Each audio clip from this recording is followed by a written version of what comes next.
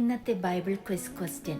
വിശുദ്ധ മത്തായിയുടെ സുവിശേഷം 6-ാം അധ്യായത്തിൽ യേശു തന്റെ ശിഷ്യന്മാരെ പഠിപ്പിച്ച പ്രാർത്ഥന ഏതാണ്? What prayer did Jesus teach his disciples in Saint Matthew chapter 6? In reflection, പ്രാർത്ഥന എന്നത് നമ്മുടെ ആവശ്യങ്ങൾ മാത്രം ദൈവസന്നിധി സമർപ്പിക്കുന്നതാണോ അതോ ദൈവവുമായി ആഴത്തിലുള്ളൊരു കൂട്ടായ്മയാണോ?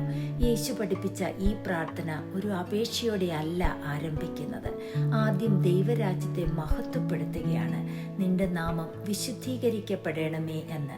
തുടർന്ന് ദൈവരാജ്യവും ദൈവഹിതവും നമ്മുടെ ജീവിതത്തിൽ നിറവേറണമേ എന്ന് പ്രാർത്ഥിക്കാൻ നമ്മെ പഠിപ്പിക്കുന്നു. അതിനുശേഷമാണ് നമ്മുടെ ദൈനംദിന ആവശ്യങ്ങൾ ദൈവസന്നിധി സമർപ്പിക്കുന്നത്. അതോടൊപ്പം മറ്റുള്ളവരോട് ക്ഷമിക്കുന്ന ഹൃദയവും നമുക്കുണ്ടാകണമെന്ന് ഓർമ്മിപ്പിക്കുന്നു. കാരണം ദൈവത്തിൻ്റെ ക്ഷമ അനുഭവിക്കുന്നവർ ആ ക്ഷമ മറ്റുള്ളവരിലേക്കും പകരേണ്ടവരാണ്. അവസാനം രാജ്യവും ശക്തിയും മഹത്വവും എല്ലാം ദൈവത്തിനുള്ളതാണെന്ന് ഏറ്റുപറയുന്നു. എത്ര നേട്ടങ്ങളും വിജയങ്ങളും ഉണ്ടായാലും അതിൻ്റെ മഹത്വം ദൈവത്തിന് സമർപ്പിക്കുന്നതാണ് യഥാർത്ഥ വിനയം.